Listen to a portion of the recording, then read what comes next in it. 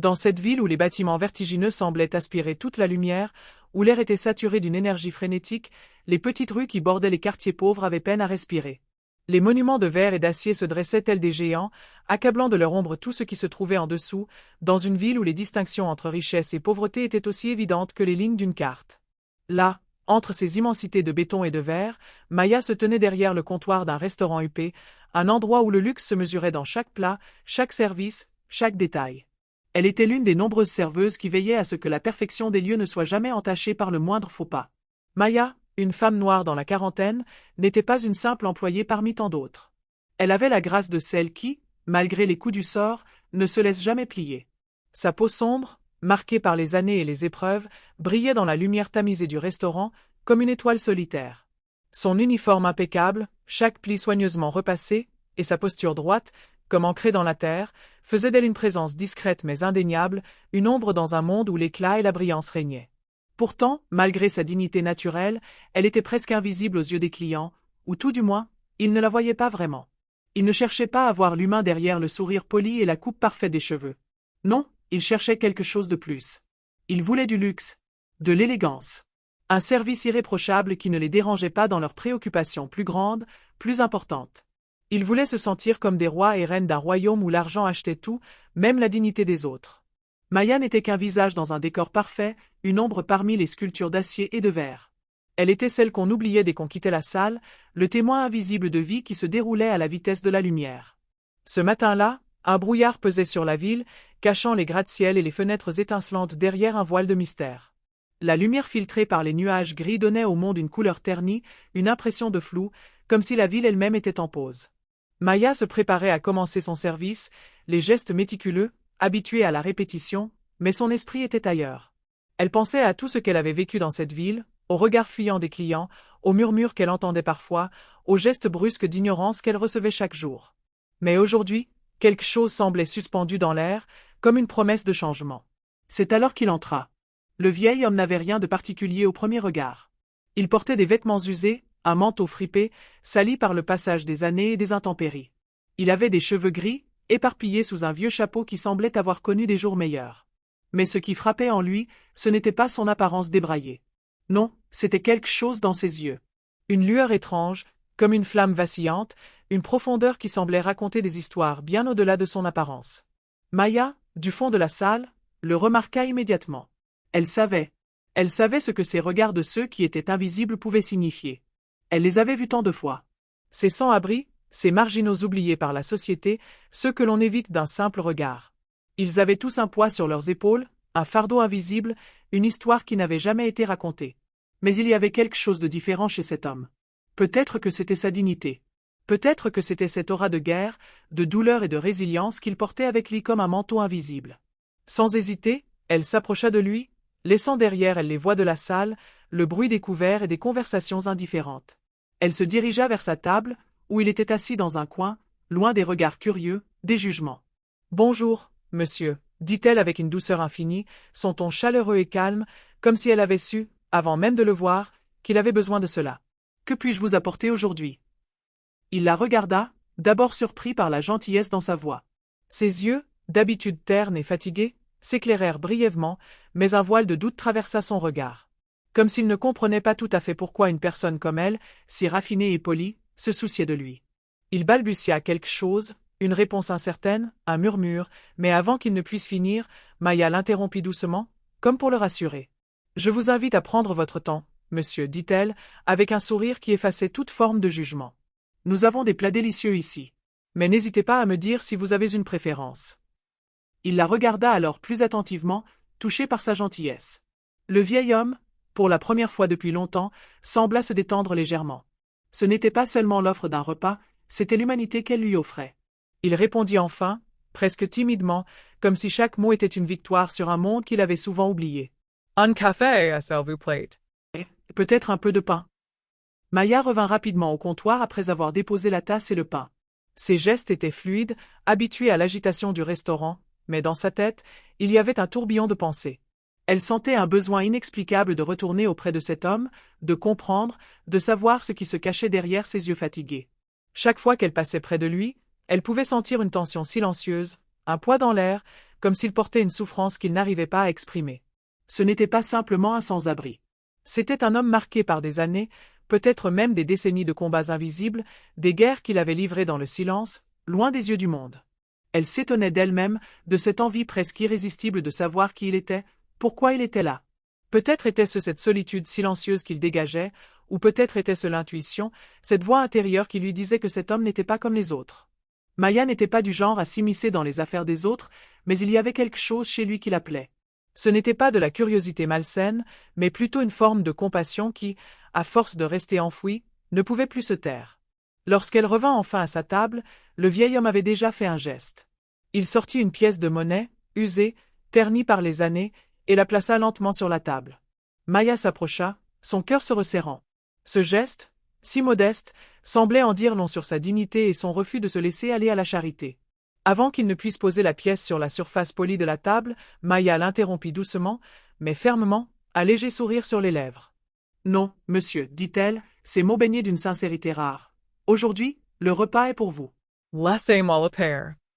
Elle était si calme, si assurée dans son geste, que le vieil homme sembla un instant perdu. Il la regarda, d'abord incrédule, comme s'il n'arrivait pas à croire qu'une simple serveuse puisse lui offrir ce que tant d'autres lui avaient refusé, de l'humanité sans jugement. Ses yeux, qui avaient jusque-là perdu leur éclat, s'assombrirent alors d'une tristesse infinie, comme si la mémoire des années perdues, des blessures invisibles, l'envahissait. « Je ne peux pas accepter cela, murmura-t-il, sa voix tremblant de honte. J'ai perdu tout ce que j'avais. Je suis un vieux soldat. Je ne mérite pas ta charité. » Le poids de ces mots fit battre le cœur de Maya plus fort. Elle posa une main douce sur son épaule, une pression légère mais pleine de réconfort, comme un ancrage dans ce monde impitoyable. Elle avait l'impression de ressentir toute la douleur de cet homme à travers ce simple geste, mais elle ne se laissa pas détourner. Elle savait ce que cela représentait, offrir sans attendre en retour, un acte pur dans un monde où la dignité semblait toujours payée en pièces de monnaie. « Ce n'est pas de la charité, monsieur. C'est un cadeau, dit-elle d'une voix calme et rassurante. Vous avez servi votre pays. Vous avez vécu des choses que beaucoup ne comprendront jamais. Ce repas est un petit geste de reconnaissance pour ce que vous avez fait. Un acte de respect. » Le vieil homme garda la tête baissée pendant un long moment. Maya pouvait sentir la tension dans son corps, l'hésitation qui luttait contre son orgueil. Il semblait lutter avec ses propres démons intérieurs, comme s'il n'avait jamais accepté l'idée de devoir recevoir, de devoir être vulnérable. Puis, avec une lenteur presque théâtrale, il leva la tête, regarda la main posée sur son épaule, et les yeux se remplirent d'une émotion qu'il semblait avoir oubliée, la gratitude.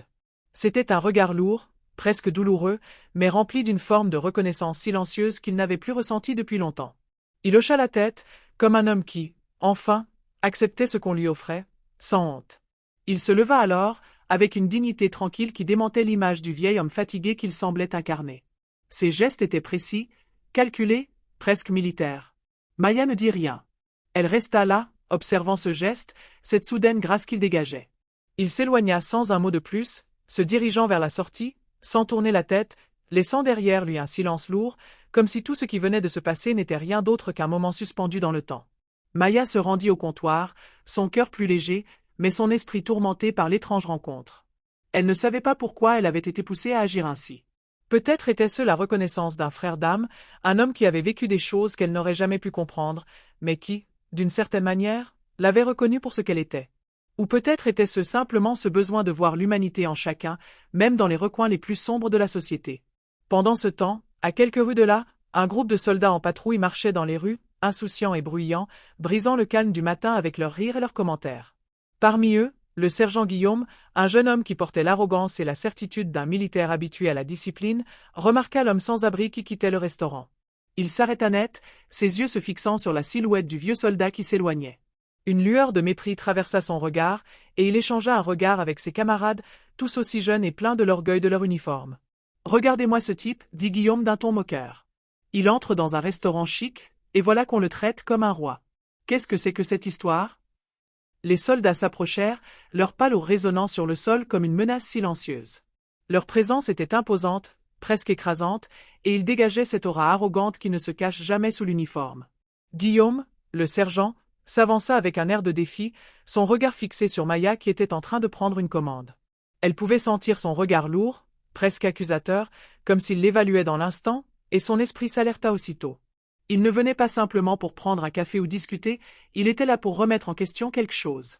Sans préavis, il entra dans le restaurant avec une assurance presque insolente, son uniforme brillant sous les lumières de l'établissement, soulignant l'écart entre lui et les autres. Son ton se fit direct, cassant. « Vous avez payé le repas de ce clochard ?» La question n'était pas un simple renseignement, mais une accusation, une provocation ouverte. Maya se tourna lentement vers lui, prise au dépourvu par l'agression inattendue. Elle savait qu'elle devait rester calme, mais le poids de l'attaque était palpable.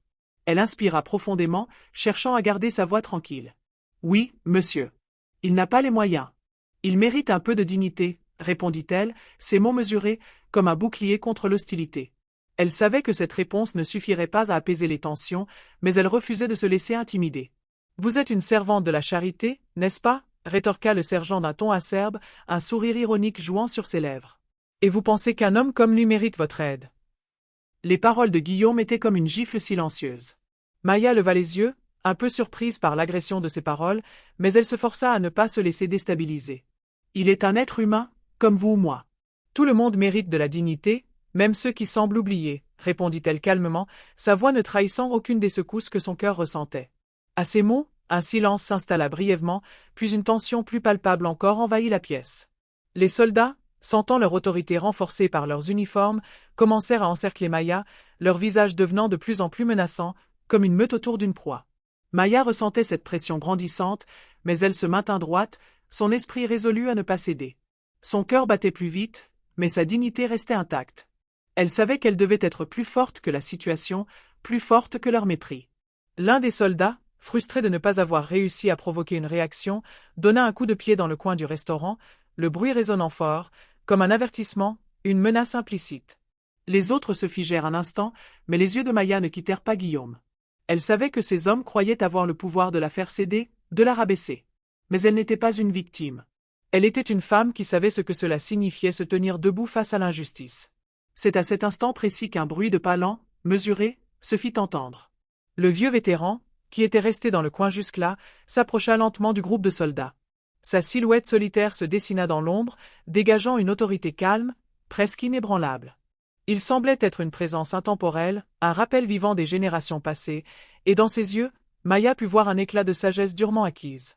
Il n'était ni grand ni imposant, mais son calme imposait le respect. « Je suis un vétéran, messieurs, » dit-il d'une voix forte et profonde, mais mesurée. « Et je suis plus que capable de voir à quel point vous manquez de respect à cette femme-ci. » Un silence lourd s'abattit sur la pièce, les soldats se figeant un instant, déstabilisés par l'apparition inattendue de ce vieil homme qui semblait tout à coup plus imposant que leurs uniformes. Le sergent Guillaume, visiblement gêné par la tournure des événements, baissa brièvement les yeux. L'arrogance qui le caractérisait se dissipait un instant, remplacée par une hésitation qu'il n'avait pas prévue. « Qu'est-ce que vous voulez » demanda-t-il, sa voix moins assurée. Le vétéran le fixa droit dans les yeux. « Je veux que vous quittiez cet endroit. Vous n'avez pas à humilier cette femme pour un acte de bonté. » Les mots du vieil homme frappèrent avec la force d'une vérité universelle. Il n'avait pas besoin de crier, de gesticuler. Il parlait avec une autorité silencieuse qui transcendait l'uniforme et le rang. Et dans le regard qu'il échangea avec Maya, elle comprit immédiatement qu'il n'était pas seulement là pour la défendre, mais aussi pour rappeler à ces jeunes soldats que la dignité humaine n'a pas de prix. Au bout de quelques secondes, Guillaume fit un geste désinvolte, comme pour se débarrasser de la situation. Il tourna le dos au vétéran et fit signe à ses camarades de le suivre, mais leur départ n'était pas aussi sans conséquence qu'ils le croyaient. Les regards qu'ils jetèrent à Maya étaient chargés de menaces et de mépris, mais quelque chose d'essentiel venait de changer dans l'atmosphère. La tension n'avait pas disparu, mais elle était désormais confrontée à une vérité plus grande que leur arrogance. Le vétéran se tourna alors vers Maya, ses yeux remplis d'une gratitude silencieuse, d'un respect évident pour ce qu'elle avait fait. « Merci, mademoiselle.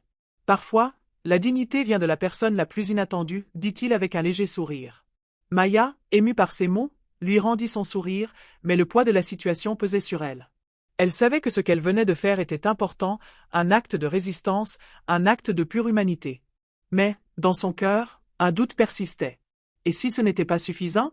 Et si, malgré tout, ces jeunes soldats et d'autres comme eux ne comprenaient jamais la véritable valeur de ce qu'elle avait tenté de leur montrer ? Elle se tourna vers la fenêtre, observant les rues. Le monde dehors était vaste, complexe et souvent impitoyable. Mais à cet instant, elle se sentait plus forte, prête à continuer à défendre ce qui valait la peine d'être défendu, à garder sa dignité face à l'injustice. Parce que, au fond, Elle savait qu'il y avait des moments, comme celui-ci, où chaque petit acte de bonté avait le pouvoir de changer le monde, même si ce n'était que pour un instant.